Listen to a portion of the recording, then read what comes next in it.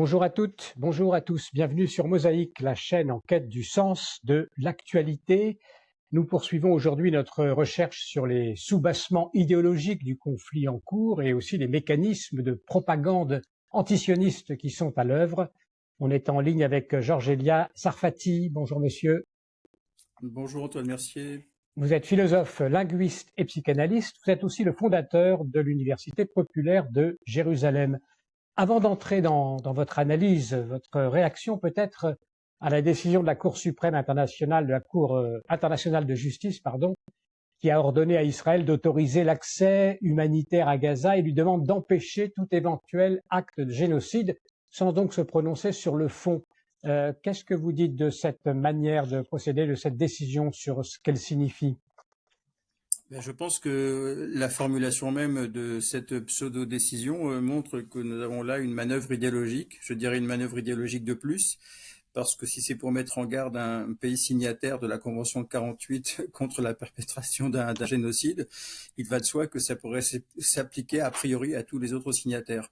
Donc on voit bien qu'on a une manœuvre. Le problème avec cette déclaration qui est très largement médiatisée, c'est que comme bien souvent dans les grands médias, les termes eux-mêmes sont quelque peu déplacés et reformulés, et que dans l'esprit du plus grand nombre, Israël est désigné comme auteur d'un génocide, fût-ce potentiel. Mais à ce moment-là, cela peut s'appliquer à n'importe quel autre pays signataire, encore une fois. Il me semble que cette décision, qui a un très gros retentissement médiatique, doit être aussi prise en vue et inscrite dans une longue chronologie, puisqu'en fait, c'est une manœuvre, certes, mais qui s'inscrit dans un mécanisme au long cours, qui consiste à diffuser une image négative d'Israël. Et je pense que le fait que cela se passe à l'initiative de l'Afrique du Sud, nous en dit long sur cette logique de propagande, qui, encore une fois, remonte, en tout cas pour ce qui est du quasi dernier siècle écoulé, au terme même et à l'atmosphère de la conférence de Durban, qui s'est déjà tenue en Afrique du Sud. Là, c'est à l'initiative de l'Afrique du Sud. Dans l'intervalle, on a assisté à une véritable islamisation de la question palestinienne. Et le plus aberrant, je pense, pour toute personne un tant soit peu instruite ou cohérente, c'est de considérer que c'est Israël qu'on accuse de génocide, alors que c'est le Hamas qui s'est rendu coupable de crimes contre l'humanité, auquel Israël a répondu par une opération militaire visant à éradiquer cette organisation terroriste. Maintenant, il y a beaucoup plus. Au-delà même de ce dernier quart de siècle écoulé, ces deux entrées vers la diffusion d'un antisémitisme planétaire qui a été révélée par les actes du 7 octobre font écho, là aussi, à une autre chronologie, plus antérieure, plus ancienne peut-être, dont les jeunes générations n'ont pas forcément gardé la mémoire, et qui débute avec ce qui s'est déjà passé il y a un siècle. La question de l'antisionisme n'est pas le fait de quelques agitateurs qui se manifestent depuis seulement quelques années, mais c'est véritablement une décision organisée, institutionnelle, qui a connu davantage d'ampleur à mesure que passaient les années depuis les émeutes anti-juives fomentées par le moufti de Jérusalem, Al-Husseini, en 1929 et au-delà. Donc on a une archive, si vous voulez, une archive judéophobe plus spécifiquement antisioniste, et ça, je vais être amené à m'en expliquer davantage, qui, d'une certaine manière, agrège et, je dirais, universalise ce qui s'est joué dans les années 20 et 40, c'est-à-dire fondamentalement la cristallisation du refus arabe d'une présence juive souveraine dans le contexte de la Palestine mandataire à l'époque aux mains de la puissance britannique. Et puis, il ne faut pas oublier non plus, et j'en ai terminé pour cette première réaction de mise en perspective, qu'il y a aussi un autre moment très important dans cette archive de l'antisionisme contemporain. C'est ce qui s'est passé dans les années 50 et plus précisément en 55 avec la conférence de Bandung qui se déroulait en Indonésie et dont l'une des grandes conclusions anticipait très fortement ce qui s'est passé à Durban en 2001, c'est-à-dire l'effort concerté pour apporter son soutien inconditionnel au peuple palestinien. Et c'est l'essor, on le sait, du tiers-mondisme et la décision prise par ce qu'on appelait à l'époque les non-alignés. À partir de là, il faut aussi apprécier, je dirais, la généralisation de l'aspiration palestinienne et en même temps corrélativement de la protestation contre Israël à partir d'autres dates plus intermédiaires, je dirais, comme l'organisation, la décision d'organiser le Fatah, de fonder l'OLP, dans un contexte qui est celui des années 60, c'est-à-dire de la guerre froide, qui fait que l'URSS, qui s'était d'abord prononcée en faveur de la partition de la Palestine mandataire et de la création d'un État juif, va être la première instigatrice de cette fameuse propagande planétaire. C'est la naissance de l'antisionisme qui est signée par l'URSS. L'antisionisme est véritablement une forgerie du KGB qui va, d'une certaine manière, affubler des gens qui sont au départ des frères musulmans ou des irrédentistes en guérilleros, un peu sur le mode justement des libérateurs ou des chefs nationalistes comme Che Guevara. Bon, à partir de là, le discours antisioniste qui provient fondamentalement d'un fond panarabique et surtout djihadiste va être sécularisé, présenté à l'Europe et adopté par les gauches européennes comme l'une des causes post-prolétariennes sur lesquelles ces mêmes formations vont s'impliquer, je dirais, à l'excès, puisque bien d'autres prétentions et aspirations nationales sont totalement méconnues et sans doute mieux fondées à notre époque. Et cela va mener peu à peu, avec les mutations historiques encore plus récentes, comme la révolution islamique d'Iran en 79 et la création du Hamas en 87.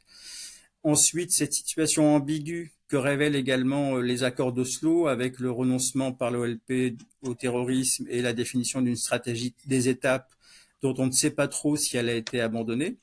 On sait en réalité que l'AFP aussi a diffusé un mensonge planétaire. La charte de l'OLP n'a jamais été abolie. Et en substance, elle revendique exactement la même chose que le Hamas, c'est-à-dire la destruction de l'État d'Israël, les moyens étant différents. Donc voilà pour une première appréciation qui demandait cette mise en perspective.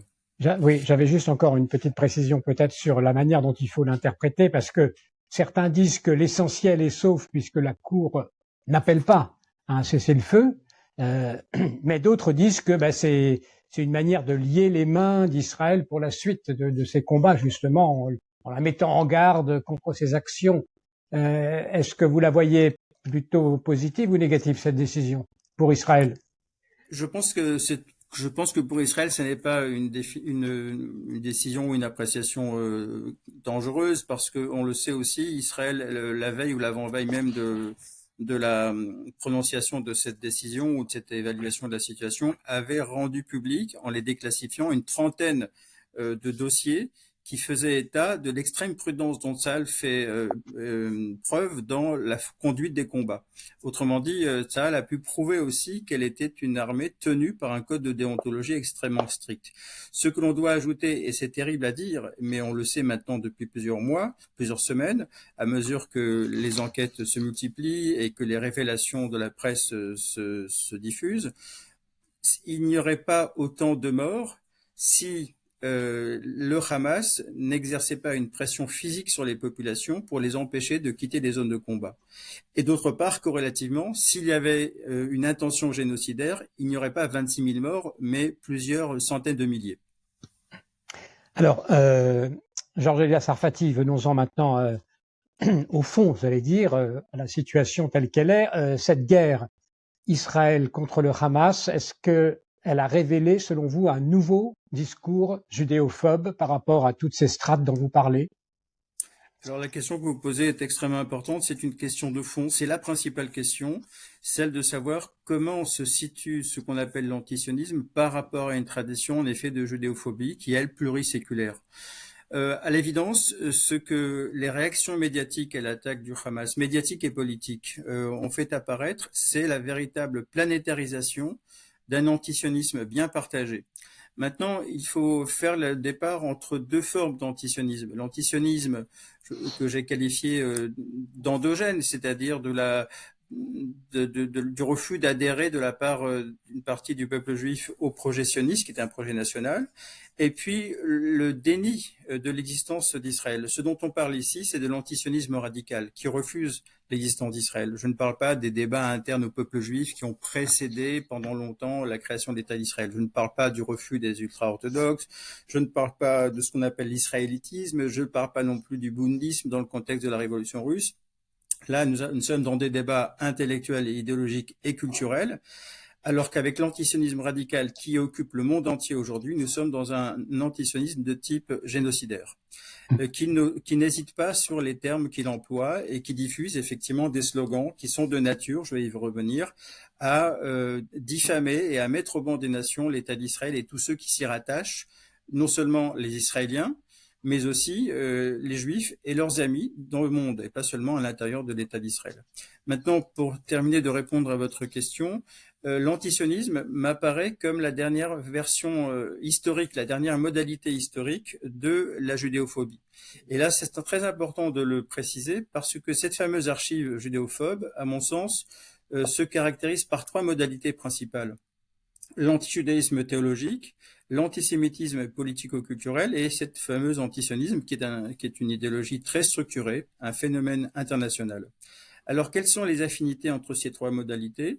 C'est que sur le fond, ils mettent en œuvre l'antijudisme ou l'antisémitisme ou l'antisionisme, les mêmes invariants argumentatifs. On est toujours dans l'incrimination d'Israël et corrélativement dans la criminalisation du peuple juif et d'Israël. Et l'inculcation de cette idée, finalement, caractérise et constitue la véritable invariant de cette tradition judéophobe. Avec l'antijudaïsme théologique, le motif est purement théologico-politique. Les Juifs sont accusés par la chrétienté d'être des déicides, par l'islam d'être des falsificateurs de la révélation, par l'antisémitisme politico-culturel. Avec l'essor de la modernité, ils sont surtout critiqués pour être des étrangers et des ferments de subversion. Finalement, les incarnations même d'une modernité séculière qui s'en prend aux racines de la nation. Ils sont responsables du capitalisme aussi bien que du communisme. Avouez que c'est paradoxal. Enfin, ça dépend aussi des pôles historiques. Et pour ce qui est de l'antisionisme, ils sont accablés du qualificatif d'oppresseurs, d'occupants, spécialistes, qui se sont spécialisés en quelque sorte dans la destruction et l'oppression d'un autre peuple, en l'occurrence les Palestiniens.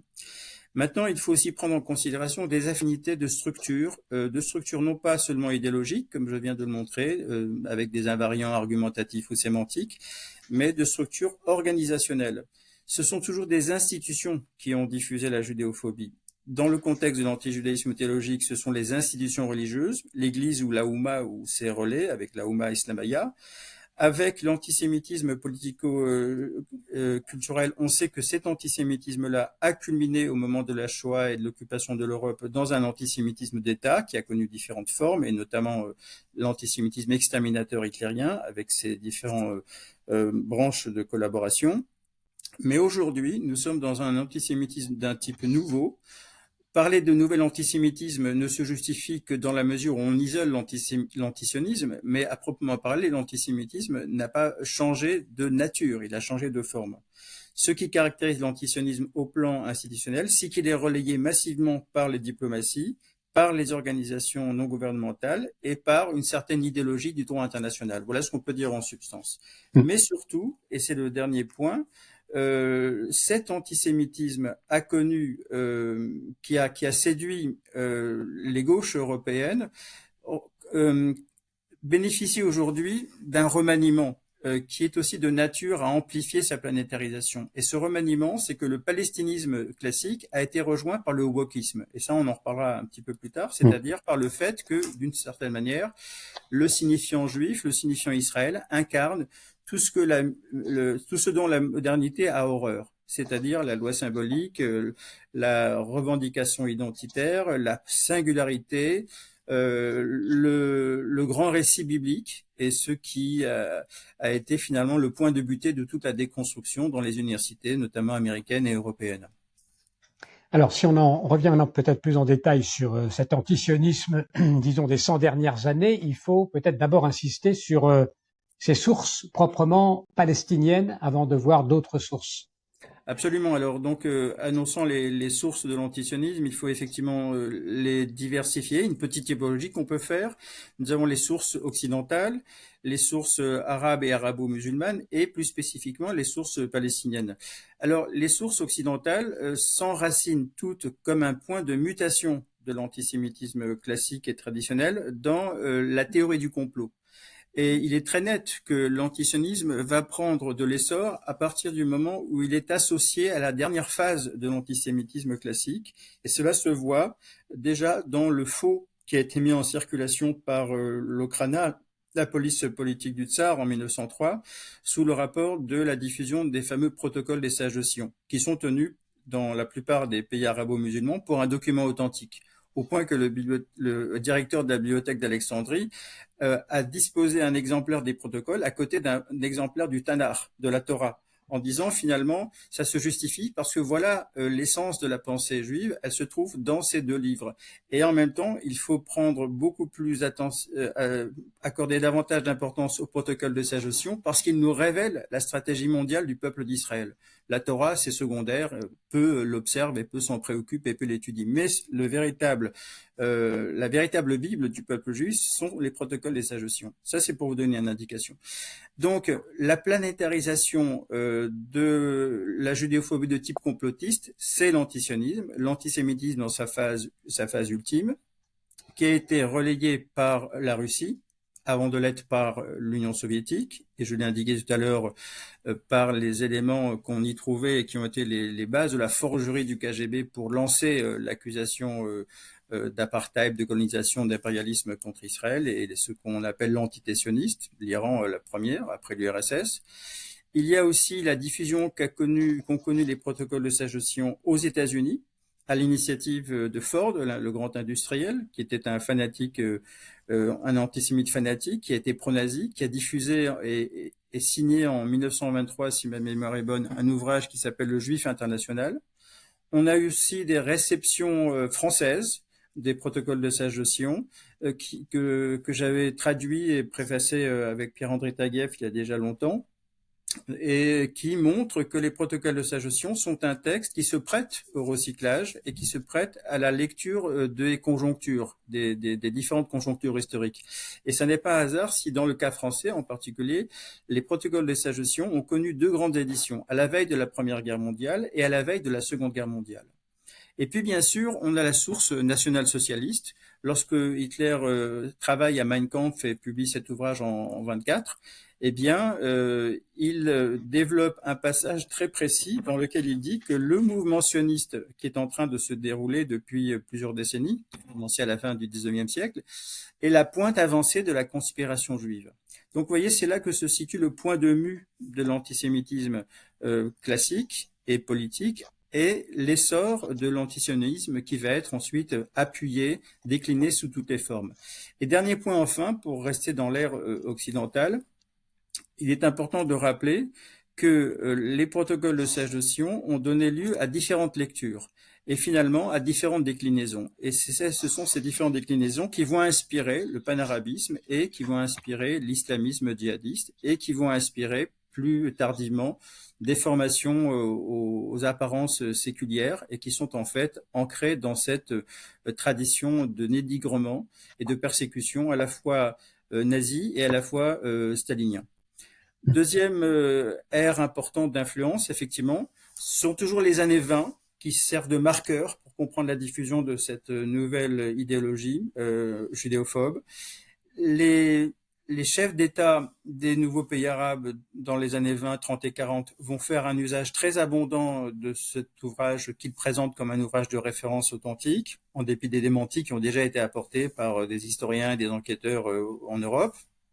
Et puis surtout, la référence au complotisme des pseudo-protocoles de sagesse va servir d'armature aux deux chartes palestiniennes, aussi bien la charte de l'OLP que la charte du Hamas à partir de 87, qui va être remaniée il y a pas si longtemps, au début des années 2000.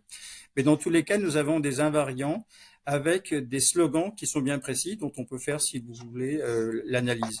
Comme je le disais en introduction, il n'y a pas de différence de nature ni qualitative entre l'argumentation de l'OLP et l'argumentation du Hamas.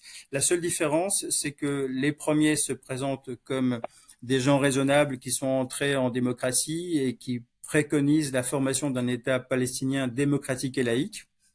Mais si un tel État existait, ce serait un apax dans l'histoire du monde arabe et arabo-musulman. Ce serait vraiment le premier État laïque et démocratique du genre. Quant à la méthode préconisée par l'OLP, sur laquelle elle a prétendu se dédire, mais en fait, on sait de sources sûres que l'OLP n'a jamais aboli sa charte. En revanche, elle a toujours promis de le faire, et c'est ça qui a été relayé malhonnêtement par les agences de presse en disant que c'était là la preuve que l'OLP avait changé de nature et de visage. En réalité, elle n'a changé que d'apparence. Et puis surtout, ce que l'on voit depuis des années, depuis que le Hamas a pris le pouvoir, en 2005, on voit bien que dans tous les cas, les grands représentants de l'OLP, Mahmoud Abbas le premier, donnent raison et justifie les actions et les exactions du Hamas, et surtout fait partie de ces financiers. Donc c'est bonnet blanc et le blanc bonnet. Évidemment, l'OLP a une plus grande respectabilité puisqu'elle prétend depuis 30 ans avoir abandonné la voie de la violence.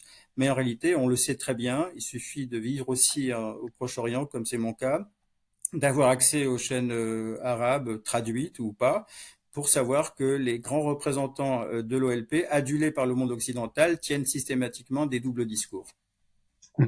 Alors peut-être un mot sur les sources proprement européennes aussi, Georges Sarfati, de cet antisionisme. Alors, les sources proprement européennes, je les ai mentionnées, elles sont globalement des sources complotistes qui ont été affûtées, recyclées, remaniées en fonction des conjectures, et précisément, c'est là qu'il est important de parler de la façon dont les sources que j'ai mentionnées vont donner lieu à des élaborations successives, très dynamiques, très adaptables, très plastiques, très convaincantes, et qui consistent à mettre au point ce que j'ai appelé des équations efficaces. C'est-à-dire qu'en fait, à partir du postulat selon lequel le peuple juif et l'entité sioniste, entre guillemets, sont des entités conspiratrices, dangereuses, nocives, elles-mêmes génocidaires, comme on le voit encore aujourd'hui dans l'actualité, la prétention de l'actualité, eh bien, on met au point un montage langagier qui donne à reconnaître en miroir à la population à laquelle ce discours est destiné ce qu'il y a de plus contraire dans la mémoire collective de cette même population. Par exemple, on fait appel à des équations comme sionisme égale nazisme, sionisme égale impérialisme, sionisme égale colonialisme, sionisme égale racisme, sionisme égale apartheid. Et cela, finalement, va, dans chaque cas, si on l'observe, et c'est très facile à démontrer, chacune de ces équations correspond à une conjoncture historique de 50 dernières années. Dans un cas, il s'agit d'agiter le miroir de la référence au Troisième Reich, donc le racisme hitlérien, toute l'Europe en a été ensanglantée. La guerre du Vietnam, l'impérialisme des États-Unis au Vietnam, toute une jeunesse européenne en a été marquée. Le colonialisme dénote l'action de la France pendant la guerre d'Algérie, et là aussi toute une génération a été également marquée et impliquée dans ces violences. Et l'apartheid, c'est-à-dire ce qui a été pratiqué de façon institutionnelle par l'Afrique du Sud. Voilà en quelque sorte les grands fétiches horrifiques que l'antisionisme agite à la destination des populations occidentales, ce qui a pour effet immédiat, d'une part, de court-circuiter la pensée, c'est littéralement des équations traumatisantes, traumatiques, traumatogènes, qui inhibent la réflexion critique, mais d'autre part, et c'est beaucoup plus important, ça permet de faire l'économie de la connaissance historique. Et partant, de mettre en circulation, et cela se substitue à toute culture générale, une représentation et une définition d'Israël qui va consister à lui associer des éléments de définition qui sont toujours des stéréotypes négatifs et péjoratifs. Voilà le fond, je dirais, mécanique de l'antisionisme. Alors il y a ce nouage quand même au cours de l'histoire de l'antisémitisme et de l'antisionisme qui recycle et projette à l'échelle d'un jeune État, du jeune État d'Israël, ce qui s'est dit pendant 2 millénaires d'une diaspora entière. Donc en fait, l'État d'Israël serait le juif des nations. Est-ce que cette thèse aussi vous apparaît une sorte de nouage curieux? C'est un nouage et un ressort fondamental, puisqu'effectivement, loin de vérifier l'espoir, je dirais, ou l'espérance des principaux théoriciens du sionisme, qui, eux, voulaient échapper à l'antisémitisme le plus virulent qu'ils connaissaient en Europe, aussi bien à l'Est qu'à l'Ouest, eh bien, loin de vérifier l'espérance des théoriciens du sionisme, l'État d'Israël a été l'occasion d'un déplacement de la violence antisémite. Et effectivement, vous avez raison d'employer cette expression. Je pense que les premiers analystes de l'antisionisme dont j'ai été il y a une vingtaine d'années, mais aussi d'autres, ont fait apparaître effectivement ce déplacement est qualifié en effet dans cette problématique d'un déplacement de la réprobation à l'endroit du peuple juif, cette fois-ci à l'endroit d'Israël, que les Iraniens appellent l'entité sioniste. Pourquoi ce discours a une telle efficacité aujourd'hui, Georges El-Sarfati? Alors, j'y ai réfléchi de manière attentive. Je dirais que ce discours est extrêmement efficace parce que, contrairement à l'antijudaïsme théologique et à l'antisémitisme politique, l'antisionisme a été mis en circulation au nom de l'humanisme, au nom de l'antiracisme, de l'anticolonialisme, de l'anti-impérialisme et de l'antiracisme et au nom du progressisme. Et donc, comme nous sommes dans une épistémée dominée par l'idéologie progressiste, même si elle a été mise en crise par le fait que les développements technologiques ne vont pas de pair avec l'évolution morale positive de l'humanité, le progressisme fait forte impression sur les esprits modernes. Et donc voilà la principale source de l'efficace de la propagande antisioniste. Maintenant, pour répondre à votre question, je crois important de faire le départ entre les différents sujets, les différents groupes affectés ou porteurs de ce discours antisioniste. D'abord, il faut distinguer entre les acteurs et les agents qui propagent ce discours. Je dirais qu'à cela, au nom du progressisme, l'antisionisme donne bonne conscience, il est un gage de moralité, d'honorabilité. Aux cibles, aux prospects qu'il vise, c'est-à-dire le plus grand public, et on le voit avec les campagnes du mouvement du boycott, des investissements sanctions, eh bien, il donne des bonnes raisons de diffamer Israël, puisqu'il inculque l'idée d'une entité impure qu'on a donc raison de combattre et de vouloir éradiquer. Quand on habitue les gens à l'équation plus récente Israël assassin, Israël colon, Israël occupation, Israël apartheid, qui est déclinée régulièrement par les campagnes du PDS dans toutes les villes de France et qui a un très grand effet mobilisateur et fédérateur, eh bien, il est naturel de considérer que l'antisionisme est une idéologie fédératrice. Et puis on sent aussi enfin l'antisionisme remplit une troisième fonction.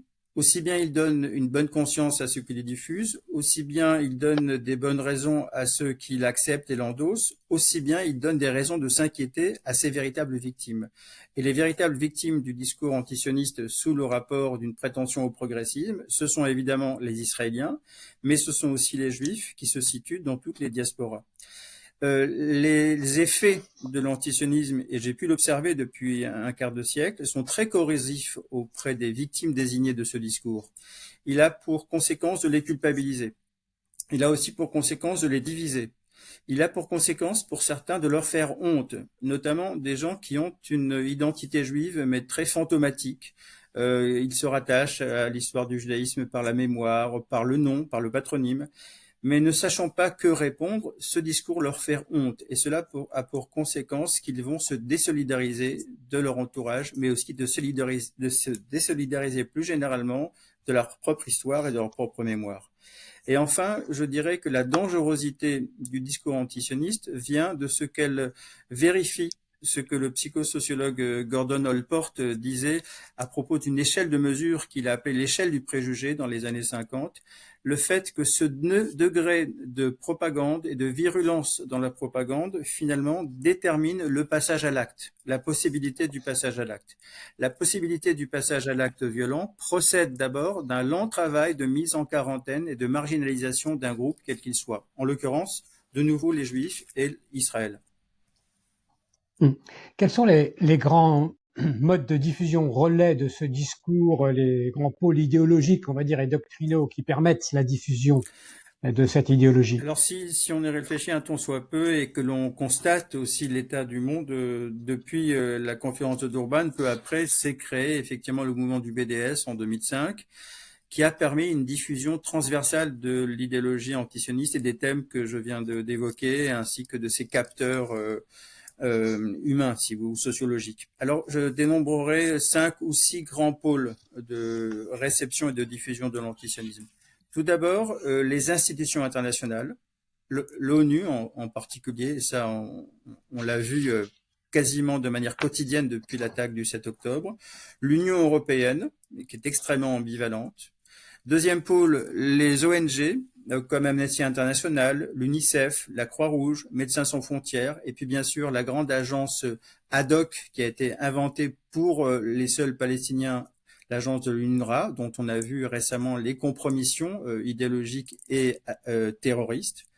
3, les universités occidentales dans leur ensemble, aussi bien en Europe et notamment en France qu'aux États-Unis. Et là, on en a eu aussi beaucoup d'attestations avec le scandale qu'a représenté l'infiltration du wokisme dans les plus hautes sphères des grandes académies américaines.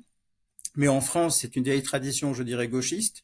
Il y a déjà 25-30 ans, j'ai analysé les turpitudes de l'Union nationale des étudiants de France à Nanterre. Cela s'est généralisé dans le haut lieu qu'est la Sorbonne, se généralise dans toutes les grandes universités de province, à Toulouse, le Mirail, à Clermont-Ferrand, où j'ai moi-même été longtemps professeur, mais j'en suis parti pour cette raison, précisément. 4e pôle, les médias audiovisuels, médias du service public, presse écrite, qui mettent au point un discours et un narratif qui est la reformulation pure et simple du discours narratif palestinien djihadiste et homicide. Les réseaux sociaux, avec leur extrême volatilité, leur extrême décorrélation de toute préoccupation historiographique ou critique. Et enfin, bien sûr, je l'ai mentionné tout à l'heure, l'idéologie du droit international, pour autant que l'on fait aussi dire au droit international à peu près tout et n'importe quoi, puisque si on doit alléguer en faveur d'Israël le droit international pour une bonne foi, je dirais qu'il n'y a rien de plus contraire au droit international que de maintenir l'existence d'une institution comme l'UNRWA, qui est un foyer de terrorisme, de diffusion de la haine la plus radicale. Je voudrais juste souligner un peu la situation de l'université, donc que vous connaissez particulièrement bien. Comment est-ce qu'on peut imaginer que ça prenne aussi bien dans un milieu où précisément on est censé penser de manière autonome et pas de manière moutonnière? Vous avez raison, on pourrait penser que Rabelais a immunisé nos concitoyens contre la pensée moutonnière, les moutons de Panurge. Mais en fait, force est d'admettre que dans toutes les situations de crise, loin d'être des lieux de renouvellement et d'entretien de la pensée vivante et de l'innovation, effectivement, les pôles universitaires ont été bien au contraire les principales incarnations du conformisme collectif. Alors, il n'est pas besoin de faire référence aux situations totalitaires, mais on sait que dans ces moments, précisément, les universités étaient les principales cibles du pouvoir et on a demandé aux professeurs de prêter allégeance à l'idéologie du moment. Ici, il n'est pas nécessaire de demander à mes collègues de prêter allégeance. Ils le font spontanément parce qu'ils sont spontanément endoctrinés depuis des décennies par la propagande antisioniste qui sourde tous les pores de leur corps et de leur esprit parce que depuis 1967, depuis la guerre des 6 jours, la France a assumé un retournement d'alliance et à partir de la crise pétrolière de 73, toutes les élites gouvernementales ont ratifié l'importation massive du discours et du narratif palestinien en échange des sources d'énergie premières nécessaires au fonctionnement de l'économie européenne. Alors, comment ça passe dans les consciences tout cela? Comment ça façonne les mentalités à partir de ces pôles de diffusion que vous avez décrits, Georges Elia Sarfati? Je pense que ça les façonne dans le sens d'un unilatéralisme de principe. C'est de nature à favoriser l'inscription dans le sens commun d'une doxa qui est quasiment insubmersible, en sorte que prendre parti et prendre position, c'est le faire dans le meilleur des cas de façon critique, mais la critique ne peut pas aller très loin avec des gens qui ont des réflexes pavloviens. C'est-à-dire que pour critiquer le phénomène de l'idéologie antisioniste, il faut d'abord s'attaquer à sa terminologie. Il faut d'abord s'attaquer à sa pseudologie. Or, comme la connaissance historique a été battue en brèche, que les programmes scolaires ont été littéralement désossés, l'enseignant suivi de l'histoire n'existe plus. Il va de soi que ce sont les médias, les grands ou les petits médias, ou les médias alternatifs qui vont se substituer à toute transmission rigoureuse. Donc ça, c'est une grande explication. Je dirais que le principal facteur de compréhension en la matière, c'est tout simplement une explication de psychologie sociale. Voilà, je renvoie aux interviews qu'on a faites aussi avec votre consoeur Yana Grinspun sur ce point. Une ultime question, Georges Elia Sarfati. Qu'est-ce qu'on peut faire? Comment lutter contre cette idéologie qui a cette puissance que vous venez de nous décrire? Alors évidemment, la question qui se pose toujours, c'est quelles issues, que faire? Selon moi, il en existe malgré tout plusieurs. La première, je viens de le dire, c'est de réaffirmer la nécessité d'un exercice rigoureux de la fonction critique. Et nous avons des alternatives. Nous ne sommes pas que captifs des grands médias ou des réseaux sociaux. Il faut lutter contre cet unanimisme compact. À chaque occasion que nous avons de prendre la parole, de nous impliquer dans un débat ou d'écrire. Il faut aussi revaloriser la connaissance historique, et ça n'est pas difficile. Avec nos interlocuteurs les plus honnêtes, il est important de revenir sur les grandes dates de l'histoire du XXe siècle et du début du XXIe siècle. Il faut éclairer les logiques aberrantes, ces fameuses équations, les dénoncer. Ce sont des pseudo-équations. Autant on peut affirmer sionisme égale racisme, autant il est aberrant de dire racisme égale sionisme. Autant il est facile de recevoir sionisme égale nazisme, autant il est aberrant de dire nazisme implique sionisme. Donc on voit bien que nous avons des pseudologies, si vous voulez. Troisième manière de réagir, troisième piste possible, de dégagement possible, c'est développer la contre-information, développer le contre-discours. Et là, évidemment, vous le faites, je le fais, d'autres journalistes, d'autres intellectuels consciencieux le font. Nous ne serons jamais assez nombreux pour procéder de la sorte, c'est-à-dire pour lutter contre la désinformation. Là, je renvoie très rapidement aux travaux remarquables de Léon Poliakov. Il a été pionnier en la matière.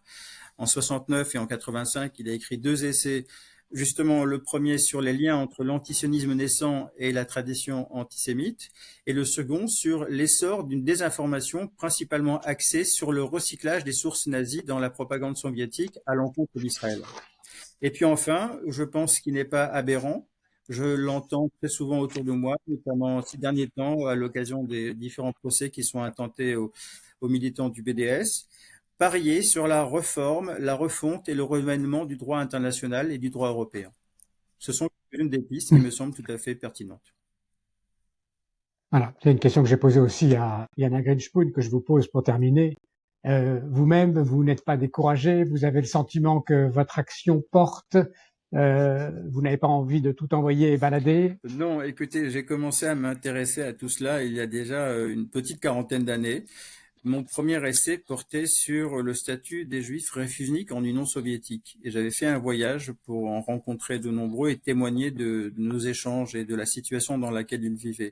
Et à l'époque, j'avais produit la première analyse de la propagande antisioniste soviétique. Et c'est dans ce contexte que j'avais commencé de travailler avec Léon Poliakov. Et par la suite, après nos entretiens et après sa disparition, je me suis fait un devoir, parmi mes différents champs d'intérêt, de suivre pas à pas les développements et les mutations du discours antisioniste. Donc je ne suis pas découragé puisque j'ai la lucidité d'inscrire aussi ma démarche dans la longue durée. Merci infiniment, en tout cas, Georges-Élias Sarfati, de nous avoir fait partager toutes ces connaissances et votre manière d'enchaîner finalement l'ensemble de ces couches différentes qui font finalement que nous en sommes au point où nous en sommes aujourd'hui par rapport à cette question d'antisionisme. Merci beaucoup de nous avoir accordé cette interview. Merci à tous pour votre attention. À bientôt sur Mosaïque pour d'autres entretiens. Merci beaucoup d'avoir écouté cette vidéo et pour suivre nos prochaines interviews, eh bien, vous pouvez vous abonner à Mosaïque. C'est très simple, il suffit de cliquer sur le bouton ci-dessous.